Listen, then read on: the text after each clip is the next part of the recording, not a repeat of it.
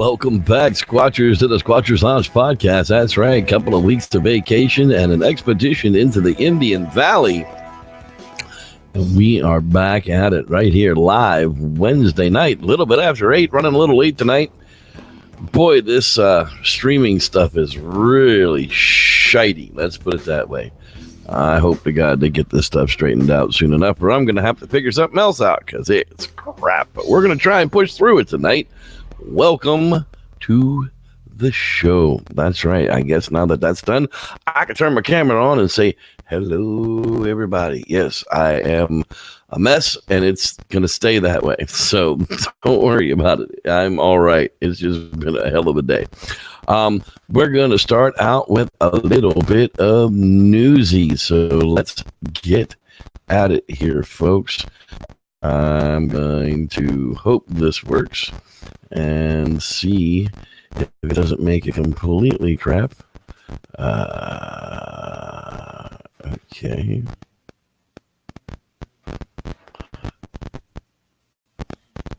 Okay. I don't know if that worked or not. I don't think it did not. So let's do this and hope that we can now fix the problem, because boy, this is going to be a screwed up night if I can't do the news. I'd really like to do the news. Sorry, folks. Like I said, it's really getting to be one of those days where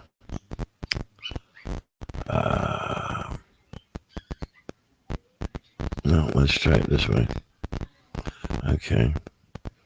And then we'll do this. All right, there we go.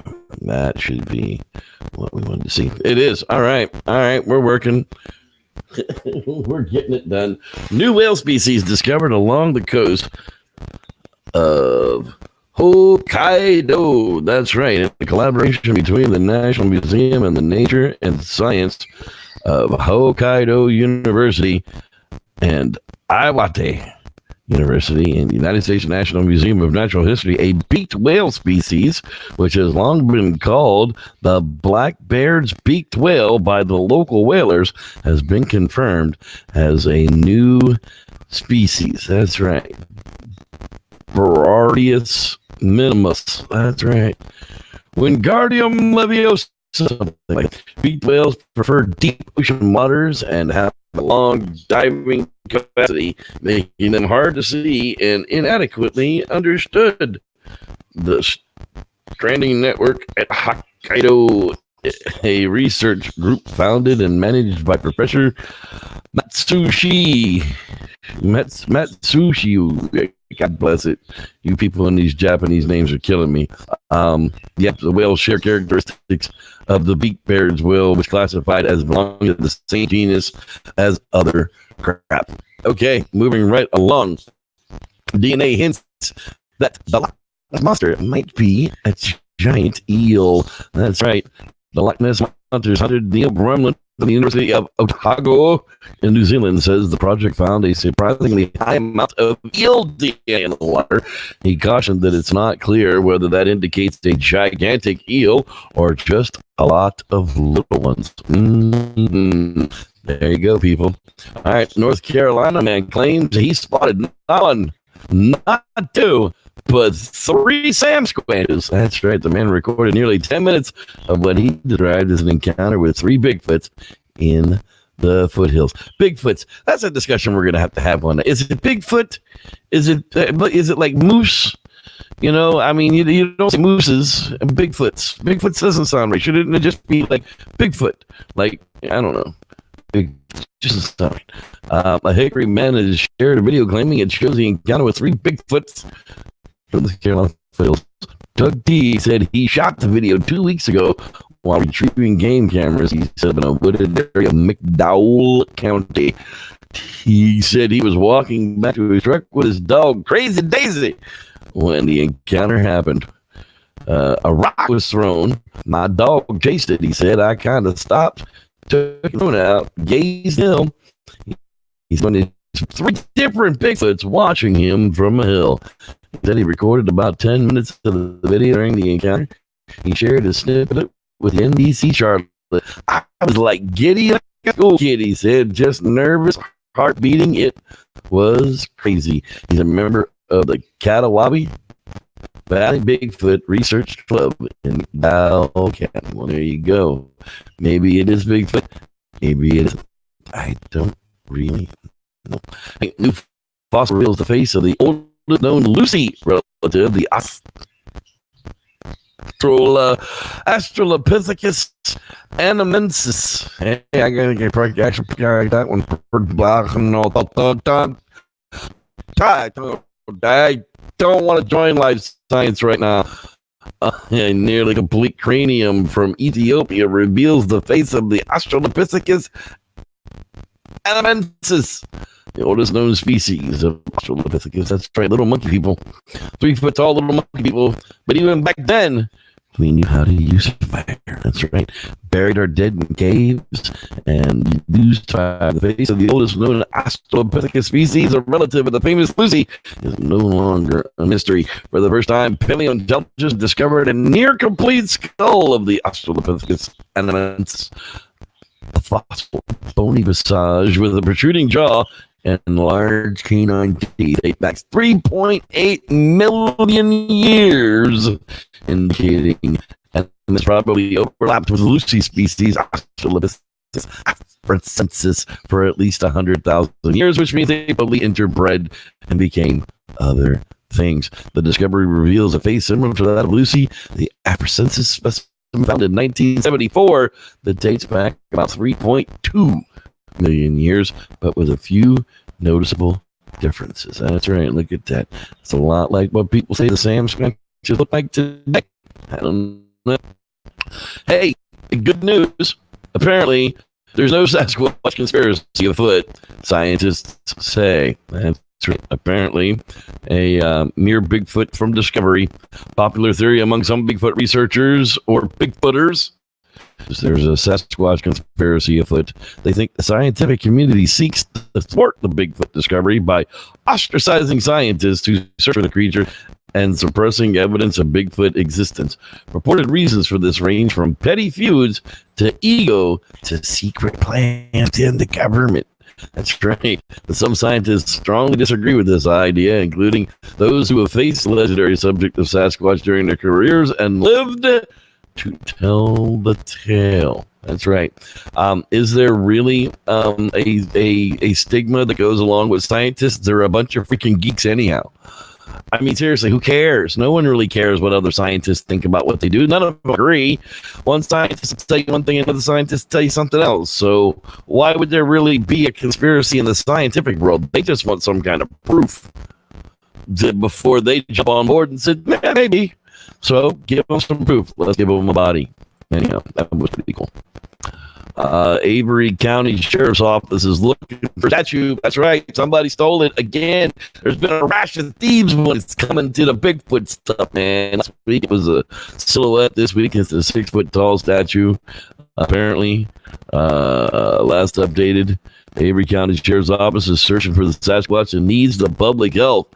6 foot, 180 pound Bigfoot from Mountaineer Landscaping in Linville. Anyone that saw anything at this location, such as a vehicle pulled off last night or people around the business after hours, please call the sheriff's department. And that, as they say, no good news is good news with Gary. Good news. If you like what we do here, consider becoming a patron over there at the patreon.com/cryptid Corner. That's right, Reverend Jeff's Cryptid Corner, paranormal escapades. That's where the Bigfoot campfire stories are. There's other stories up there. There's some there's UFO stories, there's Native American tales, there's all kind of stuff up there, and there's going to be much more to follow. So patreon.com, $1 gets you all the newest story content. So for there you go, people. Give us a little bit of support and we'll give you a little more content. And that, my friends, as they say, is that. Okay. No good news is good news with Gary. Good news. Woo! And we're going into infinity. All right. Look at that. We're back and the hair has been tamed just a bit. We were out gold mining today up in the Bear River. It was kind of crazy. So, what has been going on with the Reverend? Well, right now we're going to get in and listen to our quasi theory of the week. That's right. We're not going to put the picture up because it just causes too much chaos, but we are going to run it. And here's Mr. Dean Cooper with the quasi theory of the week. And now, quasi theories from a quasi scientist with your host, Dean Cooper.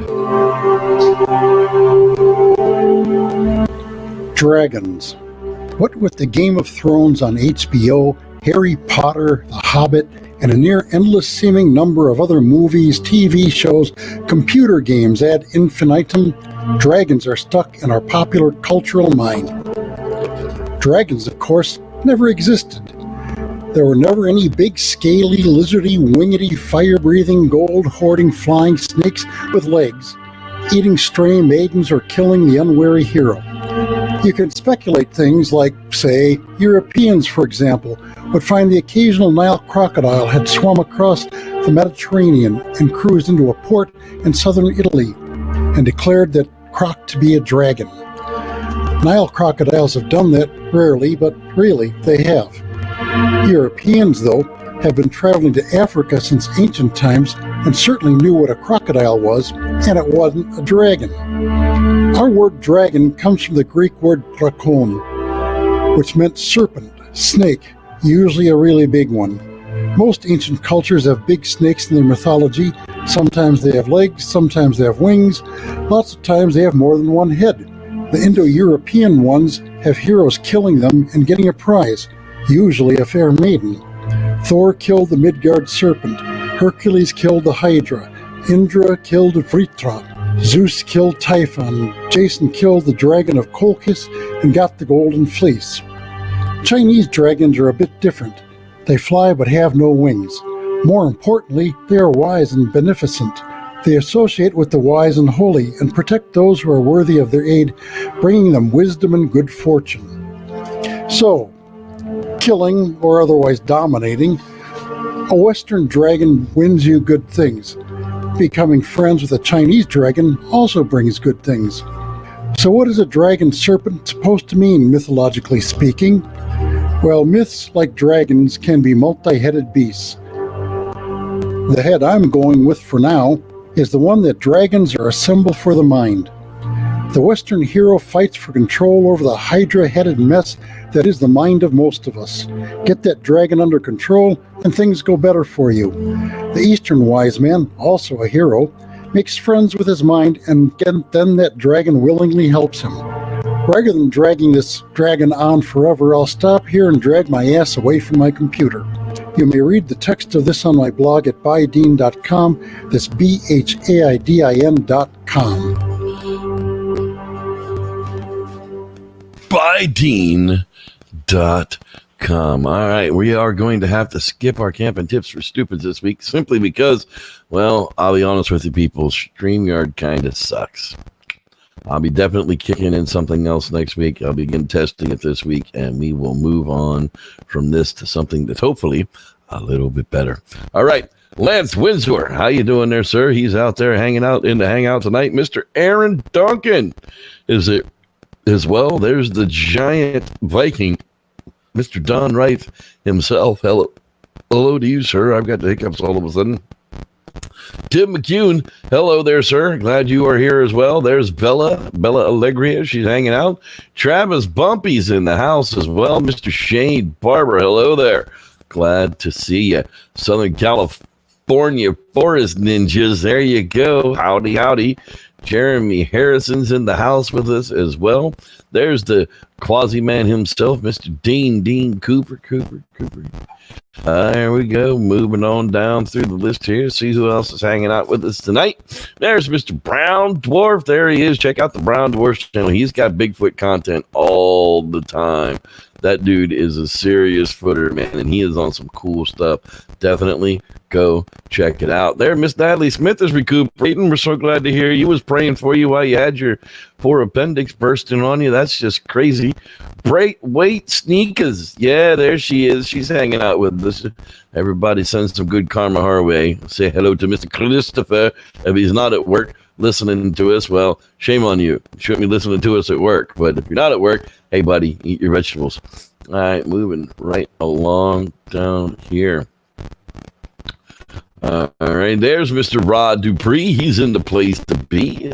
My gold mining guru right there, man. Let's see here. We're going to move on down the road here just a little bit. There, Miss Mindy Lamento. The reception is crap. I can't get anything in, and I'm really upset. I want to watch you. I don't understand. Audio was a really crackly. I'm so sorry. I'm hoping it's better now. Is it still bad? Somebody let me know before I get to the bottom of this. If it is, that is horrible, and we're going to fix it. I'm sorry. Here we go. There, Christopher Cullinan's in the house with us as well. Hey, Chris. Glad you are with us as well. You see here that there is... Keith Harden's in the house. Hey there, Keith Harden. Glad you're with us as well. Let's see here. Getting down to the bottom of the list there. Sam Squanch Rivera is in the house with us. Titan Glass 88 is back as well. Gone Trapping. Hello there to you as well. Glad you are back in the house listening to the Rev. Okay, audio is back on topic now, so there we really are. Yeah, I'm gonna try something else a whole lot better next week, because something's got to be better than this. I don't know what it is, but something has to be. I've tried just about everything. Anyhow, onward and outward. Let's see if it'll let me share you out the pictures of where I was this week. It's not seeing it. Why isn't it seeing it? Holy crap, man. This whole system is just crap. And here we go. Into the abyss once more. Yeah, that's what I was afraid of. So apparently this isn't going to work either.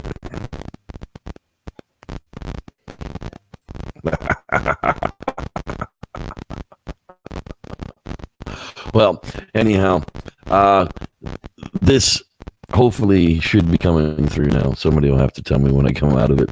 The campground here at the Indian Valley campground in the Tahoe National Forest is one of those types of places, bear lockers, because it is bear territory. That is just an amazing place. It really is. Right along the North Fork of the Yuba River. Right smack in the middle of Bigfoot territory on the 49, the Gold Chain Highway that goes right up into the Bassett area of Gold Lake and the infamous kill site and the kill events from earlier in the 2000s. There have been Bigfoot sightings all up and down the corridor as far as, the mind can even imagine. And this was our particular site inside the campground here. Now, no, I don't want to do that either. Why would you ask me to do that? Oh my God, this is ridiculous. The river was absolutely amazing. Hazardous waters downstream, don't get in it. Rapid snags, cold water, channel obstructions, wear your life jacket. Yeah, we were in it we were in it without any of that. But unfortunately for me, we went up there to go gold panning because, the gold miners of old used to talk about Bigfoot a lot. And after 30 years of this being a public claim where the public was allowed to go out there and gold mine, apparently the BLM decided, fuck it. We're just going to go ahead and sell off to be somebody else's claim. So here I am sitting in the beach claim of this particular river and can't even get the gold pan wet. Every single claim up and down this river system was taken. That's right. Federal mining claims. Absolutely everywhere. And it included the water. I don't care. Thank you. Go away. I have no idea why he's trying to do all this. The camp that we were in was inundated with the Stellar Jays. I don't know if anybody is not in the Western, but the Stellar Jays are just amazing, amazing critters. There was a whole colony of them. We put out some food for it. Absolutely no prospecting allowed, not even in the river. There's the grumpy Reverend sitting in the pile of big boulders, and I'm not even allowed to run my sluice box out there for 4 days. Up and down this river was all claimed up. I asked everywhere I could find, hey, where can I go get a gold pan wet? Where can I go get a gold pan wet? Nowhere. There was absolutely nowhere that anybody was willing to tell me that it was legal for me to go and gold pan. And there's my little Cleo's. She's Cleopatra. She is now a full-blooded camper. She took a baptism in the Yuba River. She jumped off of a rock into deep water, went completely under, popped up and did the doggy paddle, and climbed back up on a rock and shook it off. So she is no longer a puppy. She has superpowers. The Yuba River tried to eat her, and she learned to swim. That's right. She weighs all of about 3 pounds, and it's just the tiniest little. She's like Scrappy Doo. I swear to God, just 1,000% power. Yeah, the grumpy man sits in the river again. The squirrels, gray squirrels, were all over the place, just absolutely crazy. Balls on them. I mean, they would just roll up into camp and like eat your shit. If it was on the table and it was out, the squirrels were at it. I mean, you used the bear boxes more for the squirrels than you did for the bears. The river system here during this time of the year is probably knee deep through most of it. There's some deeper swimming pools, besides shelter pools. It's all of the exposed rock and the bedrock that you're looking for in the high water line. So that is the reason that we wanted to go out and look at this particular place. There's another shot of one of the Stellar Jays. There he is, the fabulous pompadour on these things. They're very much like and related to the blue jay, the cardinal. You know, they're all in the same Jay family, but these guys just have the greatest black pompadours on them. See what Miss Theo is in her sweater. Yeah, she was a little chilly that morning. One morning. Apparently, the mountain over here was a lot closer to camp at one time. They had hydraulically mined the rock over the rock face clear back to the bedrock on the mountainside, and donkeyed out and horsed out great big bucket lines of giant boulders that are pitched on the other side of the campground, leaving just all the cobble down in here. But basically, they collapsed a mountain down on the river and diverted the river as they were out here gold mining, as the dredges ran up and down these rivers back in the days of old, you know, the early 1900s all the way up to the 1950s. They were still running dredges on these rivers out here in California. It's just an amazing thing to see the scarring that happened, but the way that the way that nature has brought everything back over the years. Just the whole mountain is all grown up. You can see for just miles that, you know, it's a forest again, even though 50 years ago it was all washed away and it was washed all the way back to bedrock. Now there's a living ecosystem out there once again. All right, look at that. Back into infinity, and back to my ugly jaw face. So we were out there at camp, and of course, everywhere I go, I talk to people and I ask people, you know, have you ever seen a Bigfoot? You know, do you know anybody in your family that's ever claimed to be a Bigfoot? And the people that were actually camping right behind us was a really nice couple. They actually come to that particular campsite and that particular spot. They've come every year for the last 30 years and camped there for a week over the Labor Day week, and they knew a whole lot about the history of Downeyville. We were just down the road from Downeyville, back and forth. Yes, Jevin, squirrels are ticks. That is absolutely right. So I asked her, I'm like, they kind of chuckled when I mentioned the Bigfoot thing at first. Well, at least her husband did. And then he didn't really know that she had a Bigfoot story. And she had, started to tell me, and then she kind of walked away and kind of didn't finish the story until he wasn't around. And a little bit later, she's like, let me tell you the rest of that story. So apparently she was 6 or 7. It was the mid to late 80s, and her family has been gold mining along the Yuba River like all of her life. They were out camping at one of the gold claims that they had been working, and she was out looking for her dad to come back for lunch. Well, as she was walking up the river, she saw what we thought was a bear across the river, just kind of lumbering around and looking at her. And then all of a sudden, it stood up and walked away on two legs and went up almost an impossible hill, pulling itself up the hill by its arms on the trees. So she just kind of freaked out and started walking back towards camp, looking over her shoulder, never did find her father. She gets back to camp and she tells her cousin, hey, I just saw this weird looking bear that was walking on 2 feet, and it walked up the impossible hill that I didn't think anything could. And, about an hour later, her father had come back down into the camp for lunch, and they told him, hey, look, Kathy saw, some kind of a weird bear walking around on 2 legs up on the other side of the claim. So her dad grabbed the rifle and he headed over to the other side of the claim, and he started to pull himself up that impossible hill. Well, when he'd gotten up to the very top of the hill, all the smaller pines had been pulled together and kind of interwoven so that they were like a canopy, because it was the rainy season. It was early in the spring that they were up there working when the water's actually moving. And he said for a great big area, there was all these pines that were just kind of pulled down and forced together so that they kind of formed a great big canopy inside of there.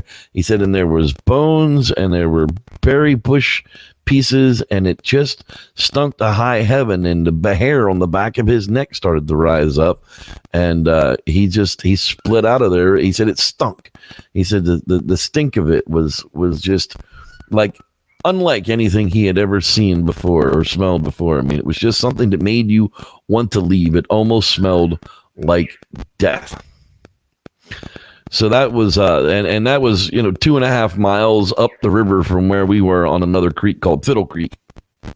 Not very far from where we were on the river working is where that actually incident happened. Like I said, that was in the mid 80s. When we got around to talking, there was a bunch of old timers that come into this camp because they all have claims up and down the river. So they'll go out there for a week at a time and pay to camp in the campground because it's got water and bulk crappers, and so they don't have to crap in a bucket and bring it out in a trash bag. So there was a whole bunch of gold miners around there. So of course I started going from camp to camp talking to people. So, of course, trying to find out where I could go gold mining, gold sluicing. And, the funny thing is, out of the 8 or 10 old timers that had claims there that were working them from the camp every morning, they were leaving and then coming back there, just after lunchtime. Nobody invited me to go along. I wonder why that was. Anyhow, there was another old timer there, and I mean, this dude was your typical prospector, old cripply up guy with a friggin' walking stick and a bucket and a sluice and a couple of pans and a backpack, and he was ready to start picking. Yukon Cornelius, here he comes.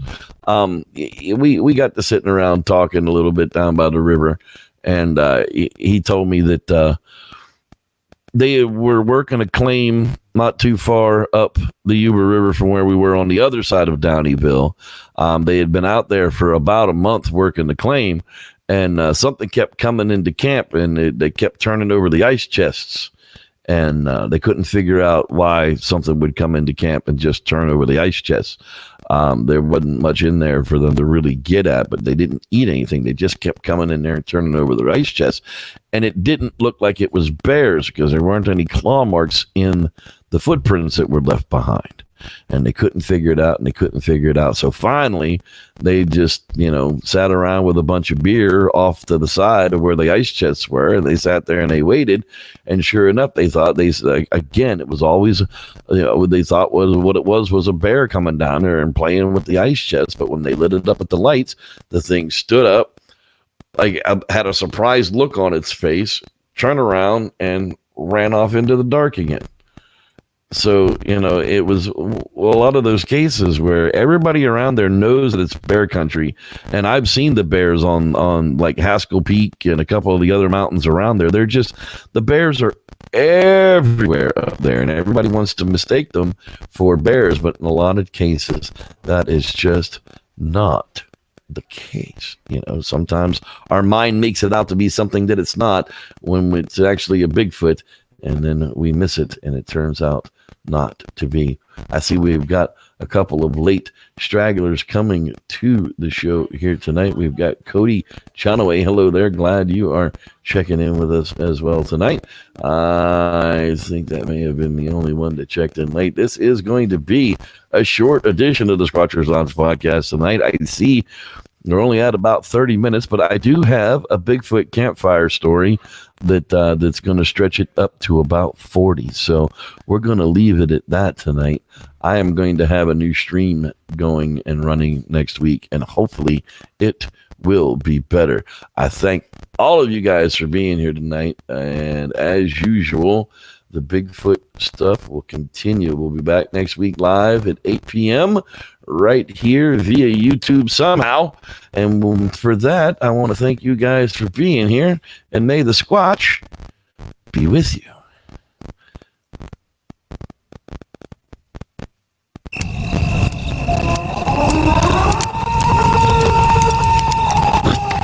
What the hell is that?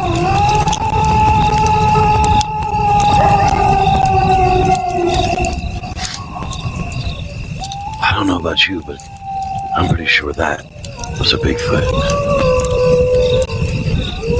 Let me tell you a story. These stories are based upon true events. Welcome back for another Bigfoot campfire story. Jack and George were Bigfoot investigators in Washington State near the Canadian border. They received an encounter report from a farmer just a couple of hours away from their hometown, so they loaded up their equipment and headed out to meet the farmer. This is their story. Well, George and I had taken a call on our Bigfoot hotline. That's what we call the internet phone at George's mama's house. She never uses it anyhow.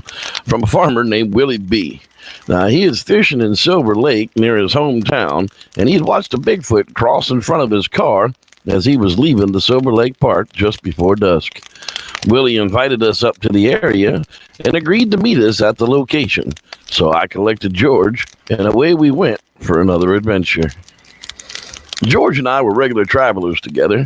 We'd chased all sorts of stories from phantom cars, UFO sightings, but our specialty was Bigfoot. See, George has seen a Bigfoot when he was in Northern California as a kid. Well, they were camping with a group of people, and while hiking near the camp, he came across a hairy little boy that snickered at him and then ran off into the woods. They told his parents about it, but they, of course, assumed he was just playing a game. But to George, it was very, very real.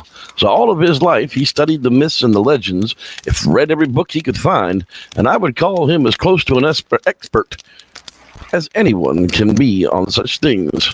So glad to be his partner. Well, I had met George by chance one night at the local pizza joint. He looked and joked about my Bigfoot hat that I was wearing at the time. I took the subject serious enough that he befriended me, and we've been working together ever since. George was about 10 years older than I am, but he seemed more like brothers when we were together, and that was the fun to be around. Well, we arrived at the park about 3 p.m. that afternoon. Willie was already sitting there as we pulled up to the spot. He had met along the park road that led to the public launch as Willie was leaving the park with his boat when he saw the Bigfoot cross just in front of his car. Willie even brought the same truck with the boat attached so we could recreate the event as near as could be. Well, I took a radio and moved down the road at the wood line about where he saw it come out into view. Now, I'm nearly 6.5 feet tall and I'm big around, so I made the best Bigfoot stand-in. When I got to the roadside, there was a low-hanging branch that was above my head that Willie swore the Bigfoot's head was even with as it walked by it, maybe even touching it. When I got to the edge where it crossed, Willie said it only took 4 steps from dirt to dirt to cross the entire road. But when I tried, it nearly took 7 or even 8 steps to accomplish it. That must have been a very big creature for sure. We scoured the area for hours looking for any tracks, but weeks had already passed since the time of the sighting had happened and our arrival. But we put up a game cam on either side of the road just in case it repeated this crossing often. We'd ask Willie where he would suggest that we camp for the week to do some night investigations, and without disrupting humans for the most part, and the only suggestion he had was Bad Mountain. Yes, the place with all the stories about missing people and trackers and others being terrorized by creatures of the night. Willie even had an old logging road map with a trail marked on us for us to get to the place people swear the Bigfoot live. Could this be true? A man with a map to the home of Bigfoot, and he's willing to give it to us? Well, Willie handed it over with only one last thing to say. He said, no matter what happens up there, know this, they'll kill you if they find you first. So don't go lightly. And no matter what you do, don't ever contact me again. And with that, Willie B got back in his truck and he drove off. Well, that was something to consider. Was this going to be dangerous? Many miles up an unknown logging road, conditions unknown, the chance of success being very low, yet the fear of danger or injury is very high. Yeah, that's the kind of adventure we want. We found a local KOA to set up for the night, and we found the camp host and asked for stories about Bad Mountain. And we were treated to all kind of tales of everything from mystery lights to alien abductions to a creature we wanted, Bigfoot. He told us a story of a hiker that was killed and ripped to pieces not more than 2 years before. They hadn't found the body for nearly 6 months. Of course, there was no way those stories could be true. The next morning, George and I packed up, and we headed for Bad Mountain. It seemed like we drove for 8 hours at 15 miles per hour and banging switchbacks. We really hadn't gone anywhere but up and over. But it was such a long time to get there, we decided to set up camp right where the host had shown us on the map where they found that Bigfoot slain hiker. Well, we set up the cowboy tent this time as it was going to be very cold up here. And after that 2-hour ordeal, it was time to eat. So I broke out the grill and we cooked up over the fire. I had to admit, this type of place was spooky. We were in the shadow of the peak, and there was a small spring up on the hill, the kind of place that if something happened to you, no one would find you for weeks, if not months, like that poor hiker. Well, we moved the fire into the wood stove in the tent, and we got warming everything up for the night, and we put all the food back inside the truck box and settled in for some sleep about 8 p.m. At about 11:30, I got up to use the bathroom, and I noticed it was very quiet. Nothing moving around. I got the feeling like I was being watched. And then I heard the first noise. It sounded like a whistle off in the distance, and then another one right behind the tent. Well, I yelled out to George to grab the night vision and get out here. Well, I should have told him to grab some pants first, but not being one to miss any footage, he ran out in his tighty whities, camera in one hand and a large spotlight in the other. Well, I ran back to his side and grabbed the big light, and I started shining the light around the area. And it was very scary. Everywhere we looked, there were red, glowing eyes staring back at us. The reality hit us. We were outnumbered, and this wasn't going to be funny at all. Well, we watched as the eyes would move from location to location. We would shine the light where they had been before, only to find that they had moved to another tree a bit closer to us. Finally, something threw a big branch into camp at us. Well, as we swung around to see what it hit, something rushed us from the back and pushed George to the ground. The camera, still in his hand, hit hard and began to record nothing but fuzz at that point. So he turned it off and he laid it on the ground. Again, something was thrown at us from behind in the darkness. And just as I turned with the light, I saw a giant hairy beast running full speed my way. Well, I braced for an impact, but the thing clipped my legs out from under me as it passed, and it knocked me onto my back, rolling the spotlight out of my hand and into the distance. Now all we could see was the shadow of several of these creatures watching us from a distance, as we could hear the big thing advancing from the dark behind us. Well, I turned to look at George just in time to see him knocked off of his feet and dragged off into the dark. A moment later, I was unconscious from a blow to the head. The next morning, I awoke groggy with a screaming headache. My right arm was most definitely broken below the elbow. I called out for George for hours, hoping I would hear him or find him. I searched as far as I dared, but I found where these oversized footprints were everywhere and the drag marks where they took George off. Finally, I gave up, got in the truck, thankfully an automatic, and I drove back to town. I went directly back to the KOA, called the police from there. I went back to the host campsite, only to find that he had packed up and left. He had told us he had been there for nearly 3 years, but now he was gone. Finally, after 2 hours of the police not showing up, I drove myself to the hospital and had my arm set. Afterwards, I drove to the police station to file a missing persons report for George. When I told the desk sergeant my story, he literally threw me out of the police station, yelling at me for wasting his time with these Bigfoot stories, that there's no such thing as Bigfoot. I didn't know what to do next, so I drove myself back home. I told the police there the story. They pretended to listen and pretended to take a report right up until the very end when they laughed at me and sent me out of the station once more. I took a few friends up the following weekend, and we managed to find the exact location, but everything I had left behind was gone. The area had been sanitized, it seemed. You could see where some kind of a crew had been there and used machines to cover up the large tracks and cover up the event. Poor George, not having any family, only I would know what became of him. I attempted to file a missing persons report every week for a year. I even showed them that his house was abandoned, that he was no longer around.